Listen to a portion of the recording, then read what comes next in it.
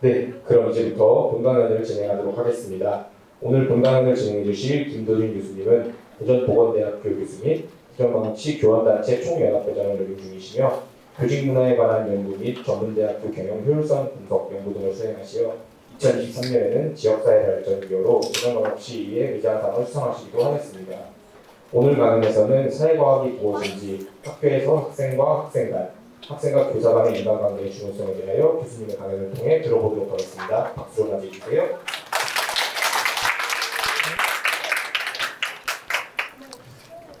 네, 여러분 안녕하세요. 저 보건대학교에서 학생들을 가르치고 있는 김도진이라고 합니다. 다시 한번 인사드리겠습니다. 오늘 강연을 준비하면서 그 학생들을 대상으로도 준비했지만 어머님 아버님들이 많이 참여하신다고 하셔서 어머님 아버님들께도 좀 도움이 될 수 있는 내용으로 좀 준비해봤어요. 저는 좀 특이한 학력을 가지고 있는데요. 학부까지는 공학을 했고요. 그리고 석사, 박사는 교육학을 했습니다. 그래서 좀 폭넓게 학문을 공부해봤고요. 사실 꿈은 따로 있었는데요.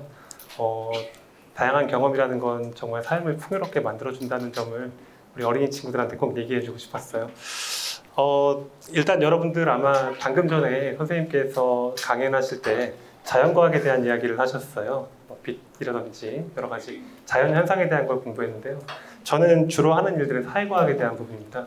제가 박사 때 가장 흥미있게 연구했던, 재미있게 했던 게 뭐냐면 우리나라 그 마이스터 고등학교라는 직업기구가 처음 생겼거든요. 2008년, 9년에. 그 대학교를 특목고로 국가에서 지정을 했는데 특목고로 지정된 직업기고등학교의 학생들의 가정적인 배경과 아이들의 입학 동기가 과연 특목고 학생들과 어떠한 차이가 있었을까? 우리가 알고 있는 특목고는 외고, 과학고 있잖아요. 놀랍게도 아이들의 어떤 배경적인 차이는 크게 나지 않았고요. 그리고 제가 후속 연구를 좀 계획하고 있는데 아마 10년 정도가 흐른 현 시점에서 어떠한 차이가 있는지에 대한 분석도 해보고 싶습니다. 학습자에 대한 연구들은 이런 거고요. 사회과학은 주로 사람과 사람과의 관계에 대한 것들을 연구해요. 일상생활에서 우리가 느끼고 있지만 잘 모르고 있는 것들. 그러니까 난 이 사람하고 친하다고 느꼈는데 뭐가 이 사람하고 나하고 친하게 만들어진 거지? 라는 것들에 대한 주제도 오늘 포함되어 있습니다. 사람과 사람의 관계에 대해서 아마 우리 어린이 친구들은 많이 생각해 보지 않았을 거예요. 우리들은요, 사람은 사회적 동물이에요. 혼자서는 절대 살아갈 수 없어요. 왜냐하면 시간과 나의 능력에 제한이 있기 때문이죠. 우리 전체가 모이면 도시를 만들고 외부의 위협으로부터 우리를 보호할 수 있지만 한 사람 한 사람은 외부의 위협으로부터 나의 목숨을 보호하기 어려운 상황입니다. 그렇기 때문에 인간은 관계가 되게 중요하다는 걸 늘 강조해 왔고요. 과거에는 IQ라고 하는 인텔리전스 퀀티티를 우리가 강조했다면 지금은 네트워크 퀀티티라고 하는 관계 지능을 더 강조하죠. 뒤에 말씀드리겠지만 스탠포드 대학의 하워드 가드너라고 하는 교수님께서는 인간의 지능이 다양하다라고 얘기를 해요. 그 다양한 인간의 지능 중에 한 가지로 중요하게 자리매김하는 것이 바로 관계의 지능입니다. 그렇다면 어떤 사람들이 좀 관계에 대해서 관심을 가졌고 관계라는 것은 왜 중요한지에 대해서 따졌을까요? 그 시작은 아주 재미있어요. 인간 관계에 대한 연구의 시작은요, 관계가 중요하다고 사람들이 느끼고 연구를 한 게 아니에요. 지금 이분이 누구냐면 프레드릭 타일러라고 하는 미국의 유명한 그 사업가신데요. 이분이 철강 사업에 관련된 사업을 하시면서 재미있는 한 가지 사실을 본 거예요. 우리 어린이 친구들이나 어머님들도 이런 관심 한번 가져보세요. 분명히 똑같이 8시간 공부를 했는데 왜 우리 아이들 모이는 집단은 평균 90점이고 옆집 아이들은 85점일까? 네, 평균은 왜 그런 차이가 생길까요? 보통은 넘어가잖아요. 근데 이 사람은 동일한 조건에 비슷한 환경에 놓여있는 두 공장에서 만들어지는 생산량이 왜 차이가 나는지가 궁금했던 거예요. 그걸 밝히기 위해서 뭐를 하냐면 과학적 관리라는 것을 발표해요. Scientific Management, 과학적 관리인데 혹시 영화 쉰들러의 리스트라고 하는 유대인 당시 그 학살을 주제로 다뤘던 아주 무서운 영화가 하나 있어요. 근데 휴머니즘 영화인데 그 영화의 한 장면을 보시면요, 유대인 노동자가 문 여닫을 때 경첩이라고 하는 게 있거든요. 그 경첩을 만들 때 과연 하루에 몇 개를 만들 수 있는지를 독일군 장교가요, 권총을 들고 와서 위협을 하면서 너 지금부터 이 재료 가지고 경첩 만들어봐. 불에 달구고 접고 망치로 치고 물에 식힌 다음에 완성되는 시간이 1분 30초. 그러면 1시간 근무하면 1시간은 60분이죠. 몇 개가 나오는지가 나올 거고 점심시간, 쉬는 시간을 제외하면 몇 개가 나와야 되니 생산량이 만들어지지 않으면, 충족되지 않으면 너희들은 하루에 한 명씩 대가를 치를 것이다. 무섭죠. 이게 과학적 관리 이론이에요. 18세기 영국, 유럽에서 한번 산업혁명이 일어났고요. 공장 자동화가 되면서 19세기 초반에 미국에도 이러한 이론들이 들어오게 되는데 그 과정에서 타일러라고 하는 학자는 재미나게도 사람들이 시간에 어떤 동작을 몇 번 할 수 있는가, 그리고 지금 여러분 쾌적하시죠? 의자의 높낮이, 그리고 책상의 편안함, 에어컨, 불빛의 밝기, 눈에 보이잖아요. 혹시 유령이 보이시는 분 안 계시죠? 유령은 과학이 아니에요. 눈으로 보이지 않으니까요. 우리가 이럴 것이다 라고 추측을 하는 거죠. 그래서 이론과 가설은 이러한 차이가 있는 거죠. 우리는 과학적으로 검증된 건 이론으로 하고 그렇지 않은 것은 가설이다라고 흔히 이야기를 하죠. 그래서 이분은 과학적이라는 말에 이제 초점을 맞춰서 열심히 하는 분들한테는 능률 더 오르는 걸로 해서 뭐 상여금을 드린다거나 이런 식으로 사람들을 관리하기 시작합니다. 공장에서, 사회에서 사람이 일하는 것은 어떤 능률과 효율을 최대한 발휘한다는 것이 제일 중요한 거 아니겠어요? 그래서 이걸 학교로 가지고 오면요, 이제 말씀드렸던 그대로예요. 책상이 얼마나 편하냐, 아이들 공부할 때 선생님 목소리가 잘 들리냐, 그리고 아이들 간의 간격이 어떠냐, 뭐 불빛 밝기가 어떠냐, 이런 거 가지고 아이들한테 접근을 시켰던 거죠. 아마 어머님들께서는 다들 젊으셔서 어떤 교육 과정을 받으셨는지 모르겠지만 제가 학교를 다닐 때는 기능론적 사회였기 때문에 못하면 공부를 못한 거에 대한 자극과 반응, 그러니까 때리거나 혼내키거나 잘하면 상을 준다거나 하는 형태가 주로 과학적 관리의 기법을 따랐던 거죠. 근데 이렇게 했는데 여전히 갭 차이는 좁혀지지 않는 거예요. 그러니까 A 공장과 B 공장이 생산성은 약간 올라간 건 맞아요. 근데 불빛의 밝기나 작업 시간, 작업 다이의 편함이나 어떤 동작 같은 걸 최소화할 수 있는 작업 환경을 만들어줘도 여전히 격차가 생기는 거예요. 뭘까라고 생각을 해서 이 메이어라고 하는 엘튼 메이어, 스위스 사람인데요. 이분이 이제 과학적 관리 이론을 진짜 맞는지를 확인해 보려고 수십 년간 현장을 돌아다니면서 사람들을 무선 표집을 한 거예요. 무작위로 랜덤마이즈 샘플을 뽑아서 한 사람은 불빛이 밝고 일하기 좋은 쾌적한 환경에서 일하게 하고 한 분은 조금 어둡고 불편한 곳에서 일을 하게 했는데 두 분의 생산량의 차이는 크게 나타나지 않았던 거예요. 놀랍게도. 그러면 왜 A 공장과 B 공장의 그런 생산량의 차이, 우리 어머님들께서 궁금해하시는 왜 우리 아이는 분명히 똑같이 1시간씩 공부를 하는데 왜 성적이 늦게 오를까? 거기에 대한 이유를 밝히고 싶었던 거예요. 그래서 메이오는 사람을 도구처럼 다루는 과학적 관리 이론을 비판하기 시작해요. 그러면서 밝혀내는 게 뭐냐면 비공식 조직의 힘이에요. 우리 어린이 친구들 혹시 몇 학년 몇 반이에요? 4학년 2반이죠. 공식적으로 4학년 2반이에요. 근데 우리 어린이하고 친한 친구 있죠, 학교에. 그 친구랑 쉬는 시간에 밥도 이렇게 장난도 치고 점심시간에 같이 밥도 먹고 하죠. 만약에 그 친구랑 분리시켜 놓는다면 너 내랑 놀지 마 하면 우리 친구 학교 재미있게 다닐 수 있을까요? 열심히 수업에 집중할 수 있을까요? 여기에 초점을 맞춘 거예요. 그래서 비공식 조직은요, 학교 안에 있어서 아이들한테 자유롭게 앉으라고 하면 지금 여기에 앉으신 어머님들의 자리가요, 어떻게 보면 우리 여학생 3명이 앉은 자리는 가장 편안한 비공식적인 조직으로 구성된 자리예요. 이걸 깨버리면 조직의 흐름이 깨지는 거예요. 이게 회사로 들어가면요, 아마 어머님들께서 직장 생활을 해보시면 언니 문화라는 게 있죠. 언니는 아무것도 아니에요. 그냥 언니인데 똑같은 그 직급의 사람이에요. 근데 그 언니의 말에 우린 반기를 들 수 없죠. 그리고 뭔가 반기가 들어지면 집단에서 따돌림을 당하죠. 그러면 그건 그 사람의 침체로 연결이 돼요. 이런 것들을 관심을 갖기 시작하는 거예요. 그러면서 사람과 사람과의 관계가 얼마나 우리가 하는 일에서의 성과에 영향을 미치는가.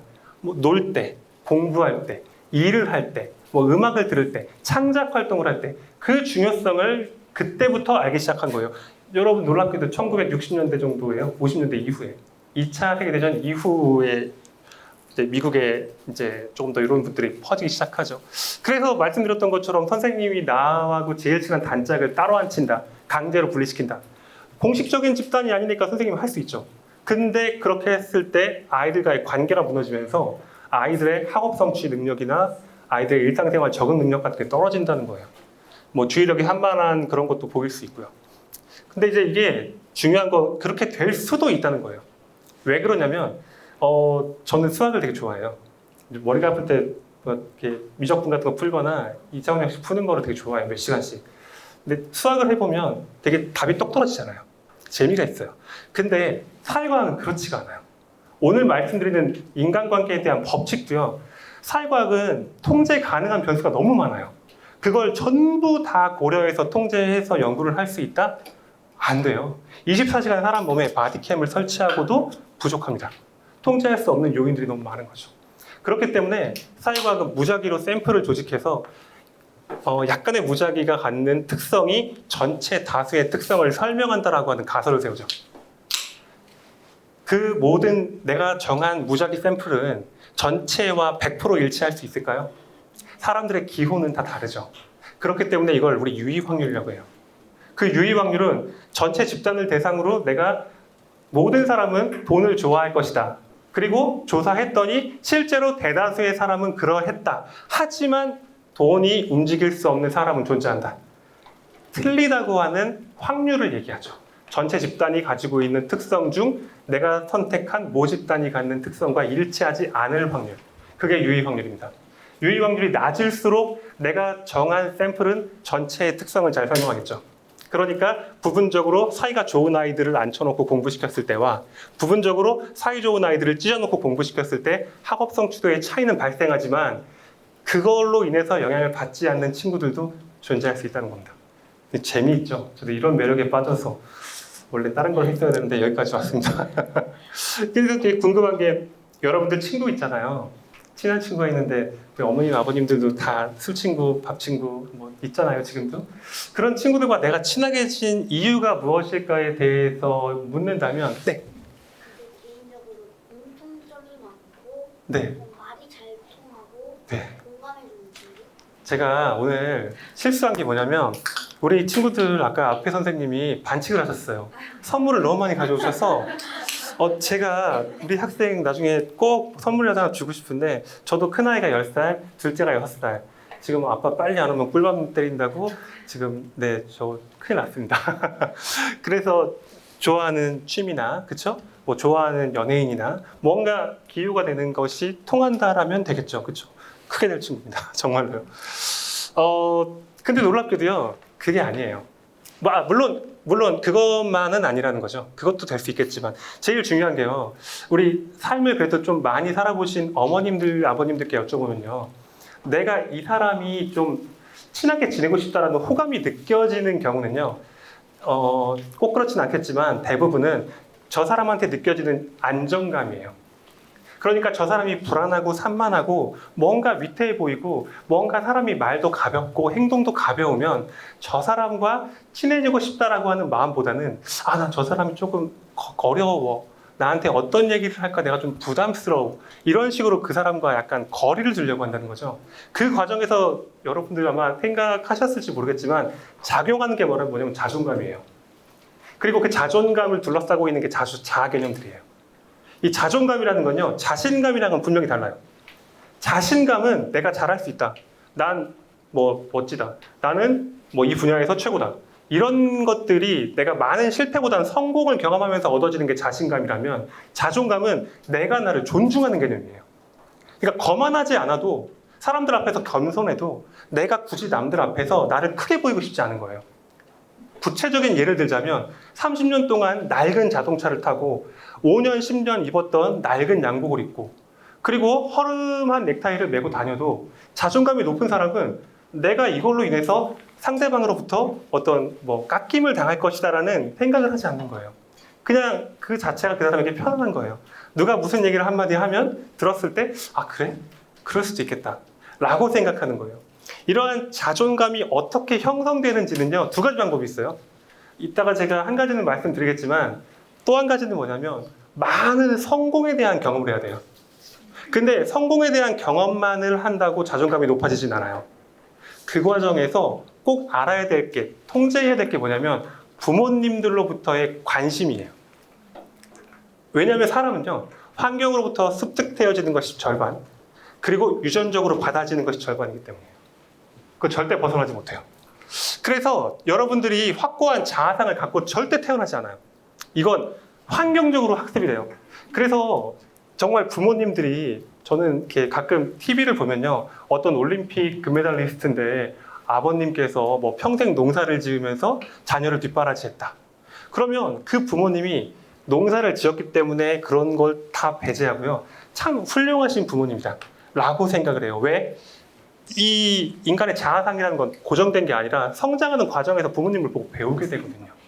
그래서 부모님들은 대화를 할 때 말이나 어투 같은 게 조금은 조심스러워야 되는 거예요. 네, 저도 아이들한테 많이 혼나요. 왜 혼나냐면 아빠 지금 그 말투가 되게 무섭게 들렸어요. 왜냐면 사람은요 약간은 이기적인 동물이에요. 저는 별 생각 없이 한 말인데 지나가는 사람이 들었을 때 거부감이 느낄 수 있어요. 그래서 늘 어른들은 이렇게 말씀하시죠. 겸손해야 된다고. 주변 이야기에 귀를 기울여야 된다고.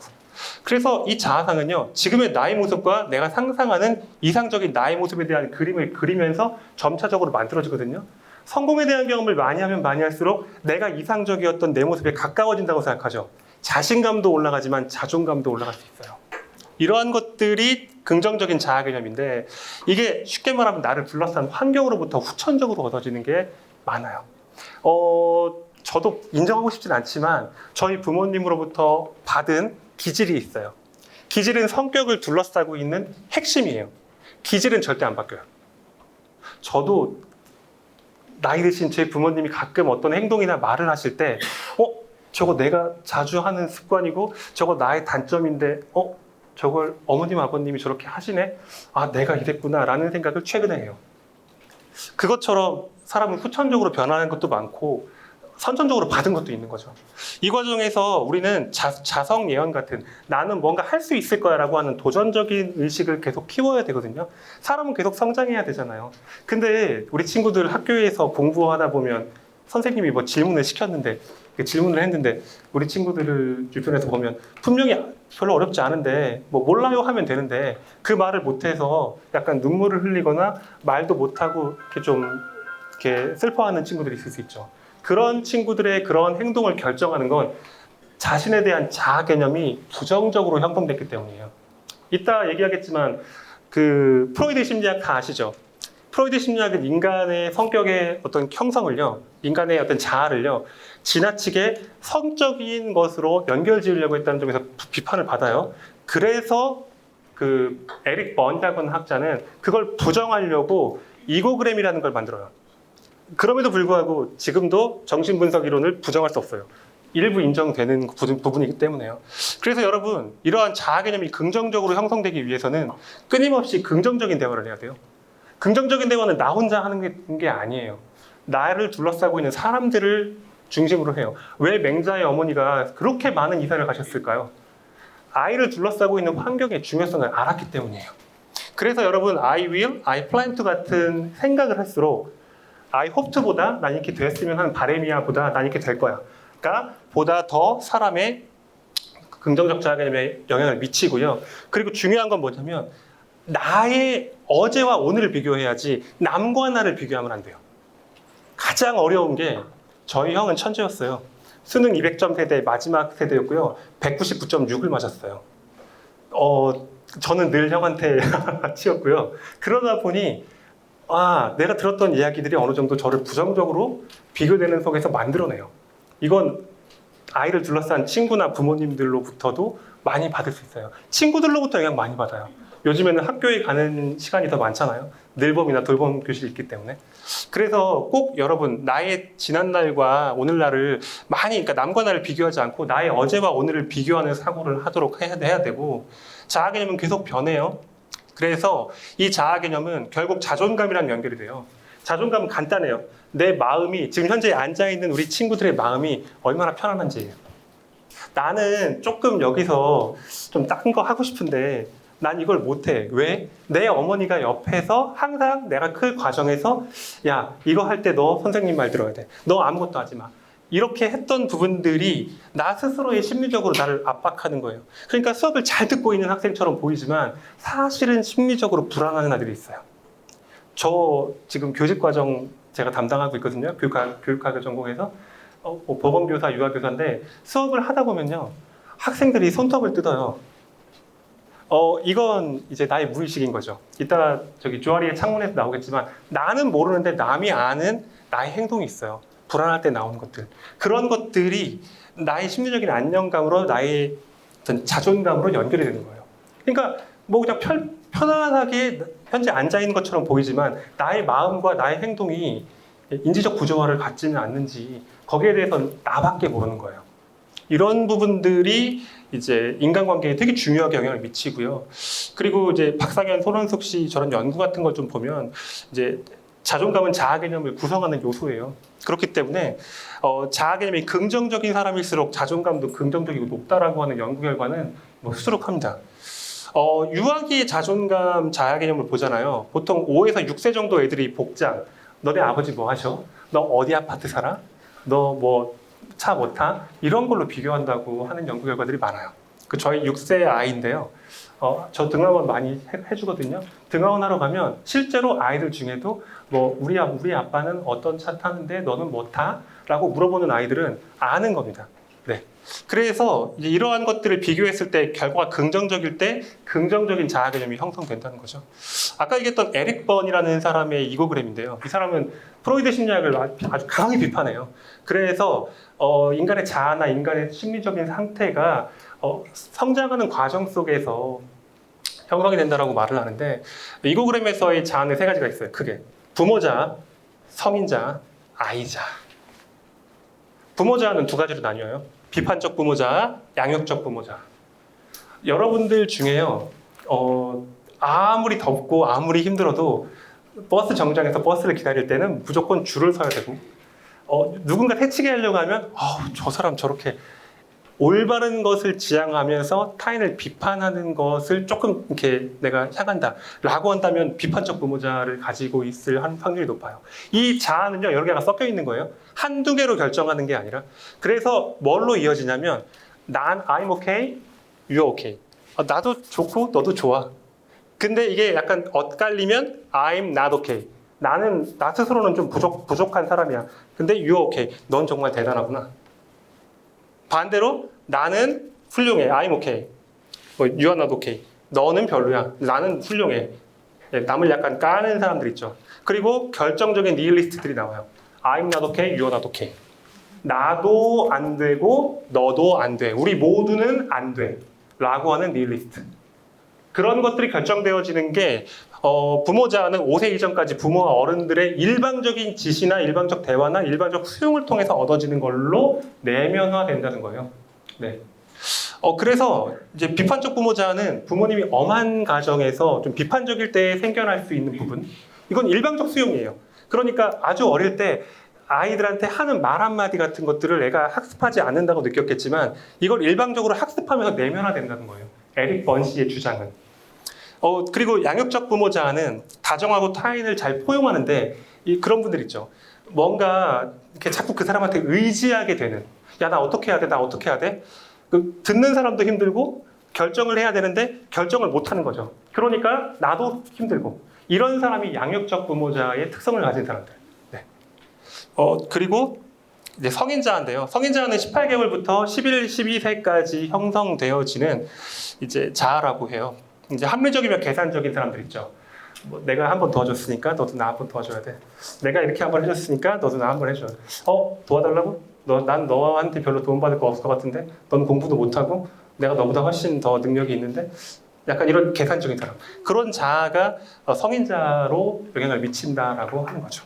이게 복합되어 있는 거예요, 사람의. 한쪽으로 치우치기도 하고요. 그리고 어린아이자인데 이거는 5세 이전에 아까 저기 부모자는 5세 이전에 아이들이 일방적으로 주입된다고 했잖아요. 그러니까 일방적으로 흡수되는 거예요. 근데 여기서 말하는 그 어린아이자는 5세 이전에 부모의 관계에서 경험한 양식이나 어떤 내면화된 것들이 충동과 본능에 관한 자아로 연결된다는 거죠. 그래서 자유분방한 어린아이는 도전적이고 열정적이지만 승부욕 강해요. 그래서 한번 이렇게 승부에서 지게 되면 막 분해하고 막 어쩔 줄 몰라 하는 경우 있죠. 그런 경우 이렇게 영향을 받을 수 있고, 순종하는 아이자는 솔직하고 사람을 잘 믿고 인내심이 있어요. 막 지금 목이 말라 너무 힘든데 물 달라는 말을 못하고 기다리고 있다가 눈치 보다가 이제 쉬는 시간 되면 막 가서 물 막 마시고 오는 친구. 그런 친구들이 순종하는 아이자. 남의 눈치를 많이 보는데 특징적인 부분이 죄의식이 되게 많아요. 이게 좀 마음이 아프죠. 그래서 에릭 번은 이러한 인간의 이제 자아 상태가 서로 교류하는 거예요. 교류하는데 이제 자아 상태 교류할 때 상보적 교류라고 하는 교류가 있거든요. 이건 충돌이 없는 거예요. 엄마는요, 여기 보시면은 지금 몇 시야라고 물었죠. 지금 몇 시야는 야, 학교 갈 준비 빨리 해야지. 일어나서 밥 먹고 가방 싸고 옷 입어야지 세수하고 이게 내면화돼 있잖아요. 근데 그걸 아들이나 딸이 적당하게 성인자로 받아주면 숙제 다 했고 잘 준비되었어요. 엄마의 수군 뜻을 말하죠. 충돌 나요, 안 나요? 그래, 알았다. 어서 갈 준비하자. 끝나죠. 이제 문제는 그 다음이에요. 교차적 교류인데 대화가 중단되거나 갈등이나 다툼이 생겨요. 부모 자녀 간에도. 친구도 마찬가지고요. 부모님은 내일 학교에 갈 준비 다 잘 됐니? 근데 아이가 학교 가기 싫어요. 늦잠 자고 싫어요. 숙제도 많아져서 이야기하고 싶지 않아요. 부모 성인자인데 받아치는 아이는 자유분방한 아이자죠. 그러니까 갈등이 생기는 거예요. 대화 속에서. 암시적 교류는 이런 거예요. 겉과 속이 다른 대화죠. 그러니까 선문답 같은 불교에서 말하는 그런 건데 부모님이 지금 몇 시니? 아침 7시 반에. 이 말의 의미는 빨리 일어나서 학교 갈 준비하자. 맞죠? 딸은 네, 알았어요. 가면 되잖아요. 잔소리 좀 그만하세요. 라는 형태로 연결되는 겁니다. 이렇게 되었을 때는 같은 성인자죠. 근데 속에 갖는 의미는 네, 자유분방한 아이자 대 부모자가 서로 충돌을 해버렸죠. 이렇게 대화가 이루어질 수 있다는 거죠. 이렇게 대화가 되는 건요, 절대로 잘못했다는 게 아니라 환경의 영향을 받은 부모님들이 환경적으로 결정되어진 속성의 대화를 아이들과 하는 거예요. 그러니까 우리는 대화 속에서 좋다 나쁘다가 아니에요. 어떻게 해야 이 아이가 이런 상황에서 우리가 다투지 않고 합리적으로 대화할 수 있을까를 가르쳐 주는 거고, 그게 나중에 부모의, 여기서는 안 나와 있는데요, 부모 교육의 부모의 4가지 유형으로 이어져요. 우리나라 부모의, 그러니까 전 세계적으로 봤을 때 부모의 역할은 4가지예요. 크게 봤을 때. 네, 권위가 있냐, 권위 있냐, 권위주의자냐, 네, 뭐 방임이냐, 뭐 그런 것들로 이어지는데 결국 이런 것들이 관계에 있어서 중요한 영향을 미치는 거죠. 그래서 우리의 인간관계의 출발은 가정입니다, 여러분. 가정이 정말 중요하고요. 이제 가정의 역할을 이야기할 때 인간의 발달에 대한 부분을 얘기할 수 있어요. 관계에 대한 부분도 인간의 지능이라고 아까 말씀드렸죠.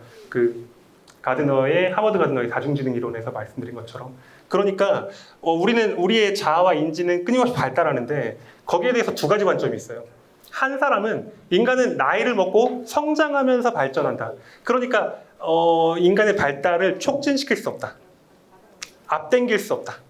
이게 이제 인지적 구성주의를 이야기한 피아제고요. 사회적 구성주의를 이야기한 비고츠키는 피아제의 이론을 반박을 하는데 분명히 인지적 발달로 본다면 4살 이후부터 인간은 거짓말을 할 수 있다. 나를 합리화시킬 수 있다. 라고 가정을 한다면요, 비고츠키는 3세 아이가 거짓말을 하고 나를 합리화시키는 걸 보는 거예요. 이거 어떻게 될까? 이거 초월한 거잖아요. 좀 빨리 발달한 거잖아요. 그래서 봤더니 뭐를 얘기하냐면 Zone of Proximal Development, ZPD, GPD라고 해서 근접 발달대를 이야기해요.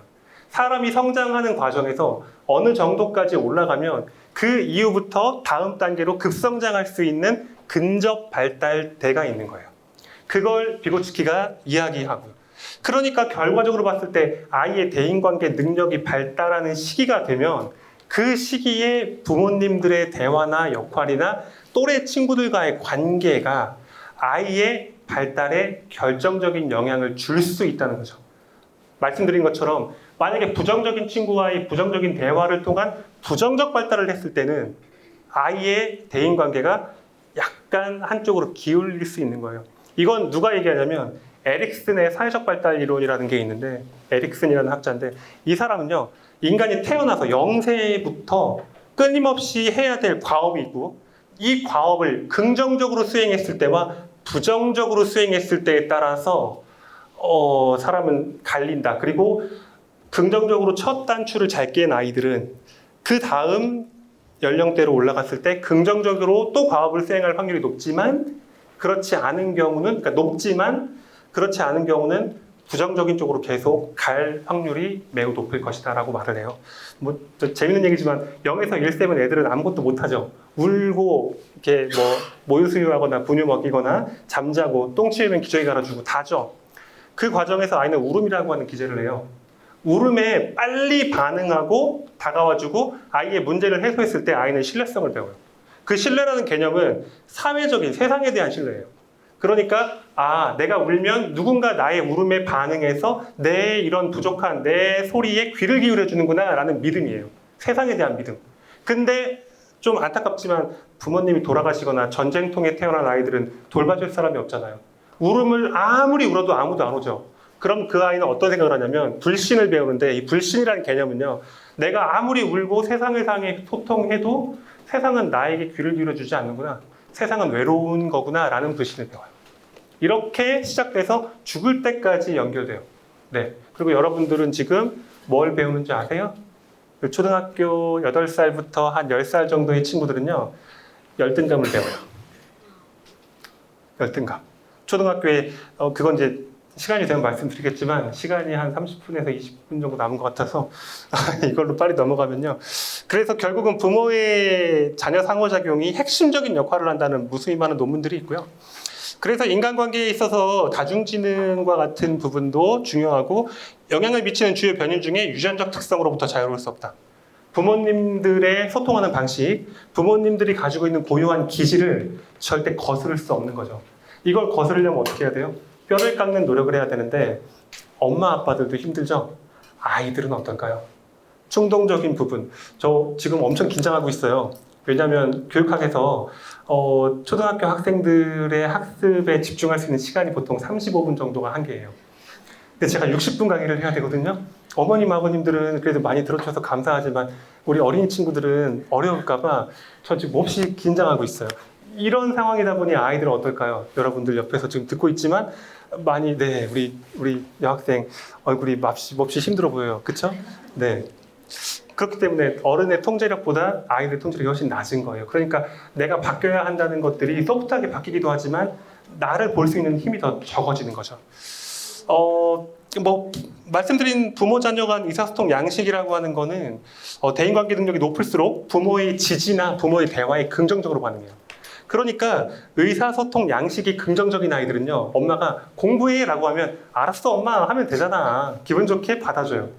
근데 그렇지 않은 아이들은 공부해 그러면 하면 될 거 아니에요, 왜 자꾸 얘기하세요 하면서 부정적으로 대응할 수 있다는 거죠. 그리고 이 속에는 유전적인 특성도 있고요. 우리 남학생이 어머니를 혼내키고 있네요. 아니에요? 미안해요. 네, 교수님 잘못 들었나 봐요. 미안해요. 네.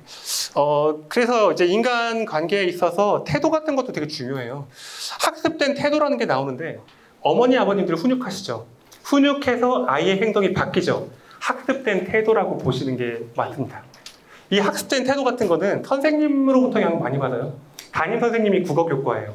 야, 내가 국어니까 너희들 중간고사 시험 봤을 때 선생님 담임 교과인 거 알지? 네, 선생님. 이유는 모르겠지만 담임 선생님이 국어니까 국어 시험은 무조건 잘 봐야겠구나 라고 알게 되죠.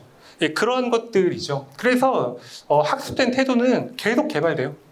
뭐 역할 모델 같은 것도 있고 경험에 따라서 계속 변화해요. 그러니까 사실 저는 아이들한테요, 무조건 긍정적 개념만 주라고 말씀드리고 싶지 않아요. 패배도 하고 실패도 하고 그걸 극복하는 방법들을 긍정적으로 배우는 게 중요한 거죠. 예를 들어 볼게요. 어머님들, 아버님들, 아이들이 화내면요, 화내지 마라고 말씀하시죠. 근데 저는요, 화를 표현하라고 얘기를 해요. 저도 그거 되게 싫어요. 근데 왜 화를 표현하라고 하냐면, 화나면 너가 화나는 걸 말로 이 사람 기분 나쁘지 않게 알려야지. 화난다고 거북이처럼 뒤집어서 이렇게 화내면 사람들은 너의 말에 귀를 기울여주지 않을 거야 라고. 물론 4년째 이야기하고 있지만 아직 제자리 걸음입니다. 이 과정을 배우겠지라는 생각을 합니다. 그래서 태도는 경험에 따라서 계속 변화하는 거고요. 우리가 대인관계에 있어서 재미난 부분 하나가 나를 얼마만큼 이 사람에게 개방하느냐 하는 게 이 사람과 나의 관계가 좋아진다, 나빠진다를 결정하는 주요한 변수예요. 그래서요, 대화를 하거나 만나거나, 우리 혹시 두 친구 앞에 교수님이 잠깐 물어봐도 될까요? 친구예요? 아니면 형제예요? 친구죠? 여기서 만난 건데. 여기서 만난. 그렇죠. 여기서 만난 거죠. 우리 친구들 혹시 지금 뭐 편하게 이야기 나누는 것 같은데 그냥 편한 관계인가요? 아 그래요? 혹시 우리 친구 이름 알아요? 아 몰라요? 여기서 처음 만난 거라. 여기서 처음 만난 거라서 이제 조아리라고 하는 사람이 조혜리가 창이라고 하는 걸 이야기하는데 대인 관계가 좋아지기 위해서 나를 먼저 개방할 필요가 있는 거죠. 우리 저기 어린이 친구들은 잘 모르겠지만 어머니 아버님들은 처음 만났을 어떤 상황들이 있으셨을 거예요, 그렇죠? 그때 어머님과 아버님이 서로 호감을 느끼는 거는 나에 대한 개방을 통해서 많이 호감을 주고 받아요. 그러니까 안녕하세요. 저는 이런 사람이에요. 라고 자신에 대한 이야기를 하고 상대방이 저는 이런 사람이에요 하는 이야기를 들으면서 상호작용을 하죠. 그 속에서 이 사람의 정보와 나에 대한 정보가 서로 교류되죠. 그걸 관점으로 우리가 관계가 형성이 되는데 여기서 나의 정보를 개방적, 맹목적, 잠재적, 미시적 영역으로 구분하고 이걸 숨기거나 보이려고 해요. 숨기려고 하는 건 나의 단점이죠, 본능적으로. 보이려고 하는 건 나의 장점이겠죠. 나의 장점을 잘 부각시키면 이 사람과의 관계가 좋아진다는 걸 사람들은 본능적으로 하는 겁니다. 그래서 조아리의 창문 4가지는 이렇게 나와요. 나도 알고 상대도 아는 이름과 성별 같은 공개적인 영역. 나는 알고 상대는 모르는 비공개적인 영역. 나의 비밀, 나의 약점 절대 공개 안 하죠. 네. 나는 모르고 상대방은 아는 맹목적인 영역. 나는 몰라요. 근데 옆에서 보면 버릇이 보여요. 학생들이 뭐 다리를 떤다거나 뭐 학생들이 뭐 모든 일이 있으면 머리를 넘긴다거나 하는 그런 행동들을 통해서 누군가의 특성들을 우리가 아는 거죠. 무의식적인 영역이라고 하는 것도 있죠. 나도 모르고 남도 모르는 거예요. 우리가 그거 어떻게 아시는지 아세요? 무의식적인 건 꿈으로 나와요. 밤에 자면. 저는 며칠 전에 커다란 물고기를 낚시하는 꿈을 꿨거든요. 근데 왜 제가 그 꿈을 꿨는지 모르겠어요. 그럼 선생님은 전생이 여부. 네? 그렇다면 선생님은 전생의 여부였어요. 아, 고마워요. 오늘 처음 알았어요. 저는 전생에 어부였을 것 같아요. 맞아요. 네. 저는 원래 고등학교 선생님이었어요. 저는 이제 학생들 가르치는 게 제일 좋고, 원래 정말 하고 싶었던 건 초등학교 선생님이었어요. 네. 그랬어요? 무서운 영화를 보지 않았어요, 혹시? 아니요, 안 봤어요. 그랬어요? 혹시 왜 그랬을까요? 한번 너무 깊게 생각하지 마요. 머리가 아파질 수 있으니까요. 그래서 긍정적인 첫인상 같은 것도 인간관계에서 중요한 영향을 미치죠. 우리 두 친구가 여기서 처음 만났잖아요. 근데 같이 앉게 된 이유가요. 저는 서로 간의 인상을 봤을 때, 이 친구 정도면 인상이 참 좋다. 나한테 어떤 불편함을 주는 얼굴이 아니다, 외모가 아니다, 말투가 아니다 등등의 첫 인상이 영향을 미쳤을 거예요. 그걸 연구한 사람들이 있어요. 근데 그냥 앉아있었는데 여기서 와서 그냥 앉아도 되냐고 했는데 네. 이거 대답한 건데. 맞아요. 앉아도 되니? 하고 물었던 건, 난 너 옆에 앉는 게 마음이 편할 것 같아. 라는 의미를 내포하고 있거든요. 아닐까요?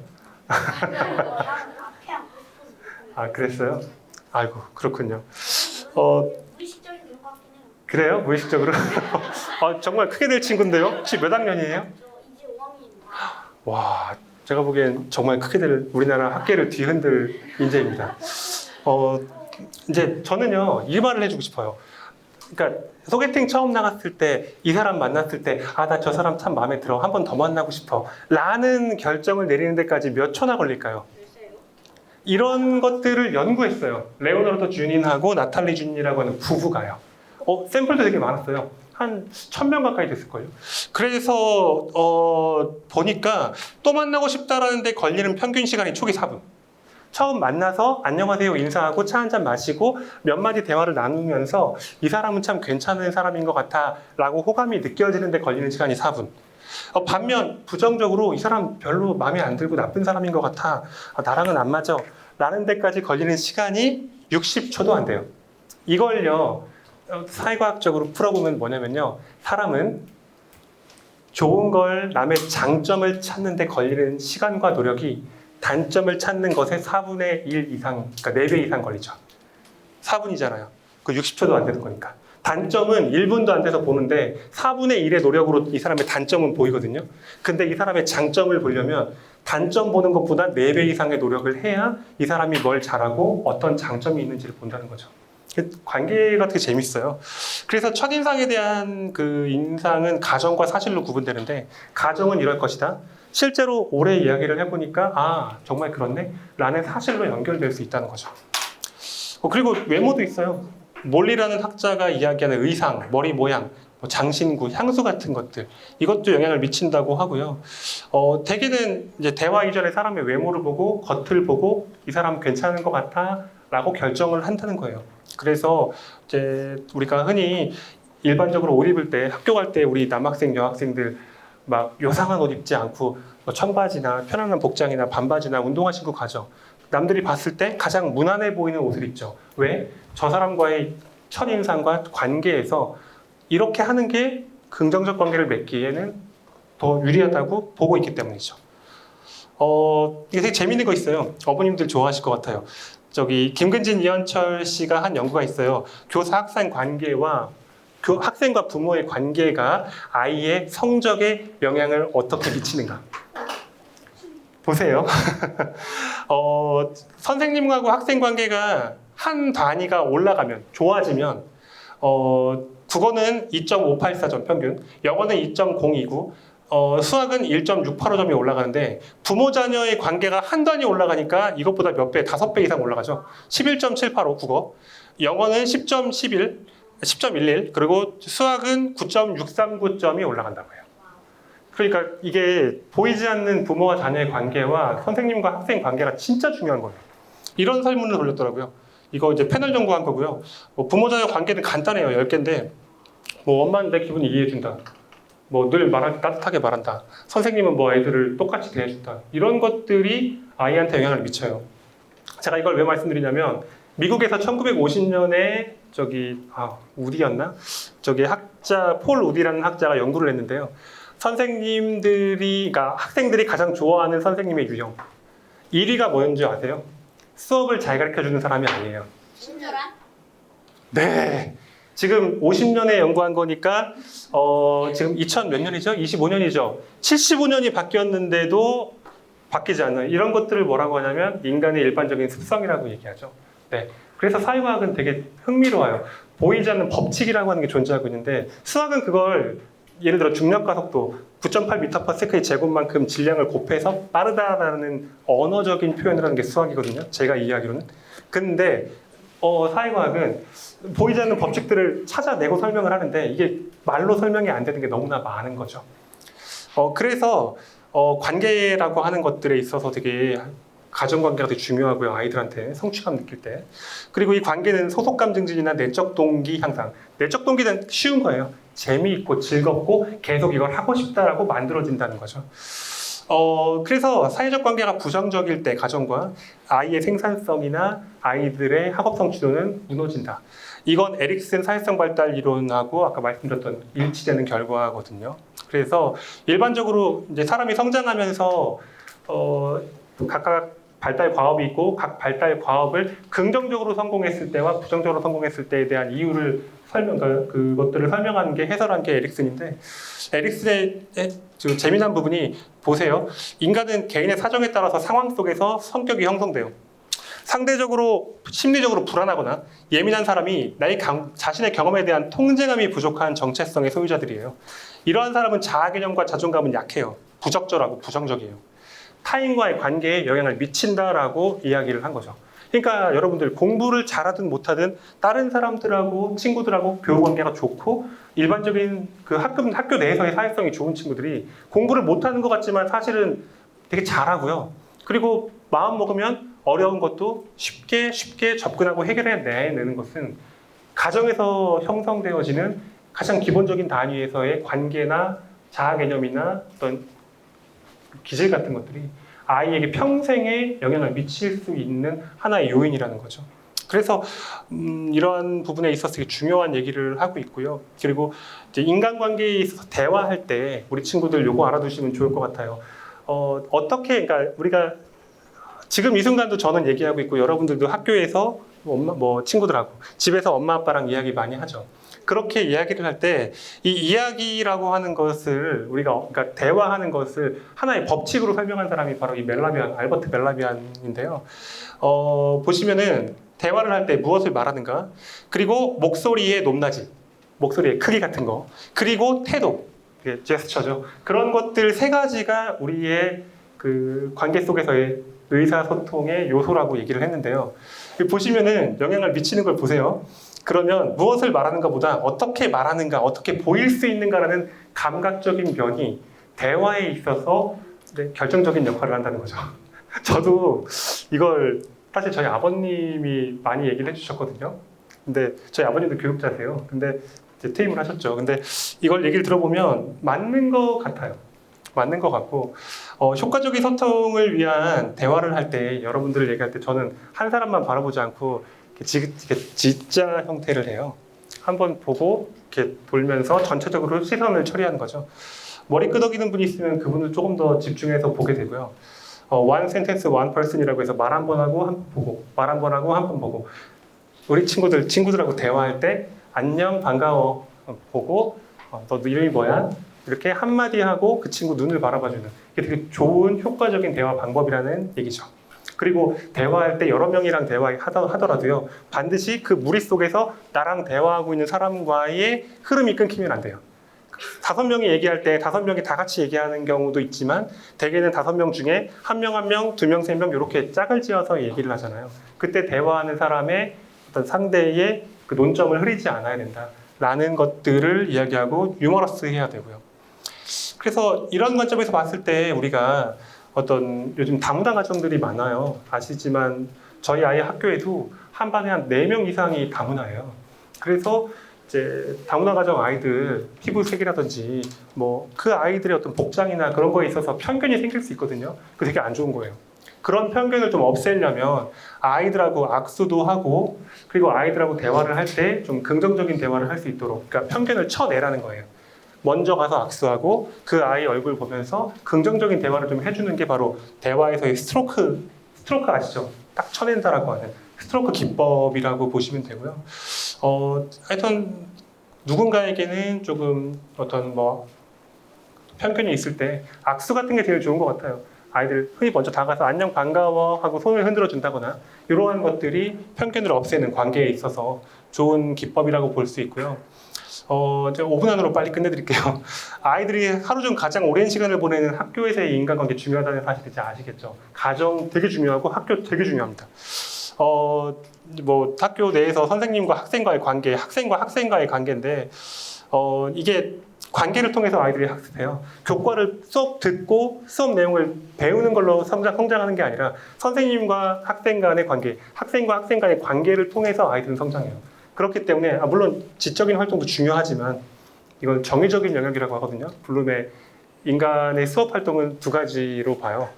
하나는 어떤 신체, 그러니까 사이코모터, 그러니까 어떤 운동적, 어떤 정신 운동적인, 신체 운동적인 부분에서의 역할과, 또 하나는 인지적인 영역, 지식을 학습하고 이해하고 습득하는 과정에서의 어떤 지적 활동. 그것 속에 숨어 있는 게 뭐냐면 정의적인 특성이에요. 정의적 특성은 옳고 그른 걸 판가름할 수 있거든요.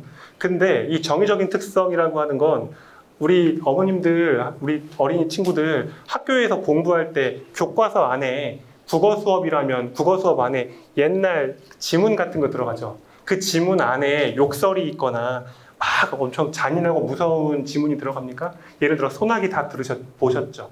그리고 운수 좋은 날. 우리 친구 중학교 가면 배울 거예요. 운수 좋은 날은 알아요. 운수 좋은 날 알아요? 설렁탕을 사왔는데 아내가, 네 맞아요, 세상으로 하늘나라로 가버렸죠. 운수 좋은 말 전에 말했던 건 뭐예요? 소나기. 소나기. 아주 안타까운 사랑 이야기예요. 네. 네. 그런 것들이 이제 우리가 국어를 학습하면서 그 문학 속에 있는 보이지 않는 감동, 우리의 정서를 학습하죠. 이게 정의적 특성이에요. 정의적인 게 때로는 인지적인 것보다 더 크다는 거죠. 그래서 이제 위티라는 선생님이 이제 초2부터 고3까지 1200명 대상으로 50년대에 설문을 했는데, 제일 좋은 선생님은 협동적이고 민주적이고 아이들을 이해해주고, 선생님 수업 잘하는 선생님은 마지막으로 들어가요. 네, 아시겠죠? 아이들도 관계가 왜 중요하고 어떤 건지를 다 알고 있는 거죠. 그래서 선생님과 학생과의 관계가 뭐 인위적인 만남이긴 하지만 결정적인 영향을 미칠 수 있는 관계다. 그러니까 이런 것들을 좀 잘 알아두셨으면 좋겠고요. 시간이 제가 한 50분 정도 사용한 것 같아요. 우리 어린이 친구도 너무 고맙고 미안하고 나한테는 도움이 됐을지 모르겠어요. 그래서 아 그래요? 공부를 잘하는 우등땡이네요. 혹시 여기까지 이제 끝났고요. 뭐 질문 있으시면 질문 알려주시면. 네, 혹시 뭐 궁금하신 부분이나 제가 부족하지만 어떻게 좀 도와드릴 수 있는 게 있다면은 질문해 주시면 감사하겠습니다.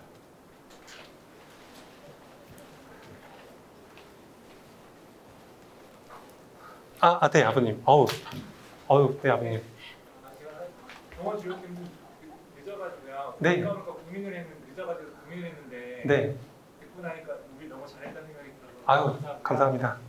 제가 궁금한 건 네. 제가 남하고 비교하는 거 관련해서 그러니까 부모가 아무리 가장을 잘해도 사회 전체가 남하고 비교하는 사회에서 살아갈 아이가 있다고 하면 부모가 어떻게 될 것인가 그런 고민이 한번 들고요. 그리고 또 확장해서 보면 그 남하고 비교하는 거 안에서 애가 오히려 그 비교하는 문화 속에서 더 경쟁 심리가 생겨서 더 열심히 해서 성공할 수도 있잖아요. 그러니까 사실 부모 때는 이 상황이 어떻게 될까 또 양자적인 관점들 이런 상황이 있거든요. 그래서 부모 입장에서 어떻게 아이들하고 생활하는 게 좋은지 궁금합니다. 네, 좋은 질문 너무 감사드리고요. 아버님 되게 열정적이셔서 제가 일단 아버님께 감사드립니다. 그 첫 번째 질문하셨던 게 뭐냐면요, 사회적 풍토예요. 그러니까 영어로 클라이메이트라고 하거든요. 우리가 갖고 있는 사회적 풍토는 쉽게 안 바뀌어요. 그러니까 우리나라가 지금 우리가 사우스 코리아라고 하고 네 글자로 우리나라를 명명하면 대한민국이잖아요. 우리 조선 아니고 고려 아니잖아요. 근데 고려와 조선, 그러니까 태계 이황 선생님이 가지고 오셨던 성리학이라고 하는 걸 기반으로 우리 유교 문화가 만들어졌잖아요. 그게 지금까지도 바뀌지 않고 있어요. 그러한 이유는 우리의 풍토가 있는 부분이거든요. 말씀하신 것처럼 1900 우리나라가 50년대에 그 전쟁을 겪고 나서 이제 많은 발전을 이루기 위해 노력을 했고요. 그리고 그 과정에서 유일하게 내세울 수 있는 건 인적 자원밖에 없어요. 그렇기 때문에 경쟁 위주의 문화가 생겼다는 부분에 대해서 이걸 바꿔야 된다, 어떻게 해야 된다라는 부분으로 접근을 하는 건 너무 어려운 부분인 것 같고 그 풍토의 영향을 절대 피할 수는 없습니다.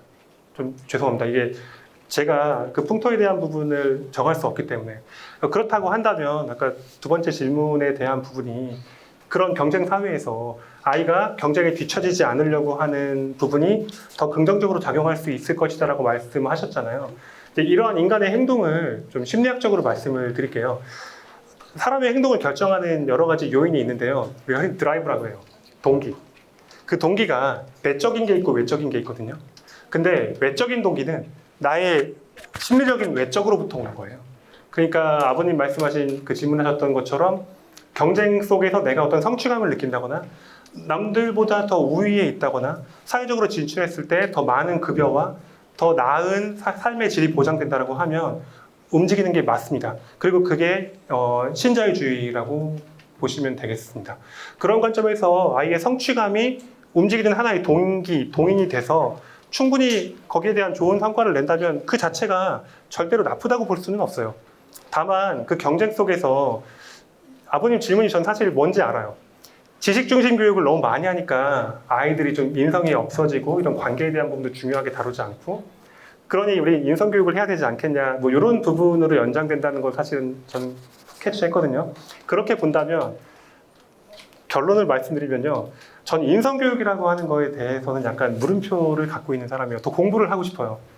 왜냐면요. 인성 교육을 하면 우리 어머님 혹시 초등학교 때 뭐 윤리 같은 거 수업 들으셨잖아요. 쓰레기 캔 같은 거 먹으면 어디다 버려야 돼요? 근데 우리가 살아가면서 그걸 지키나요? 잘 지키시나요? 잘 지키는 사람도 있지만 잘 지키지 못하는 사람도 참 많죠. 그래서 늘 거리에 나가보면 쓰레기가 많죠. 이걸 뭐라고 하냐면 인지부조화라고 해요. 지식교육을 많이 했기 때문에 인지부조화가 생긴다라고 하는 것보다는요. 우리 교육 속에서 교육적 감화를 얻어야 되거든요. 수업이 끝났을 때 지적인 부분을 학습했다라고 하는 기쁨 플러스 이 수업을 듣길 참 잘했다라고 하는 감동이 있어야 돼요. 그런 것들이 사람을 움직이게 만드는데 예를 들어 쓰레기 버리지 마세요라고 가르친다 한들 정말 어렵거나 귀찮은 순간이 되면 그 아이가 과연 그 쓰레기를 잘 버릴 것인가에 대해서 물음표가 생기죠. 이러한 부분들을 놓고 본다면 우리의 교육이나 우리의 수업이나 우리의 사회가 좀 더 성숙한 단계로 바뀌는 과정에 있는 과도기적인 부분이 아닐까라고 조심스럽게 말씀드리고 싶고요. 질문하셨던 그런 과잉 경쟁 속에서의 어떤 좋은 동기로 아이가 열정을 얻어서 그게 아이의 발전에 긍정적인 영향을 미친다면 그거 저는 좋다고 봅니다. 다만 이제 그 과정이 너무나 과열돼서 아이가 목적과 동기를 잃어버리고 오직 맹목적으로 학습을 하게 된다면 그 부분이 결국은 말씀드렸던 어떤 지식교육이 맹목적인 암기교육처럼 보여져서 교육은 나쁜 것이다 라고 보여질 수 있는 부분으로 연결되지 않을까, 그렇게 답변을 좀 드리고 싶습니다. 아버님 도움이 됐는지 모르겠습니다. 네, 혹시 다른 분 계실까요? 뭐 궁금하신 부분이나.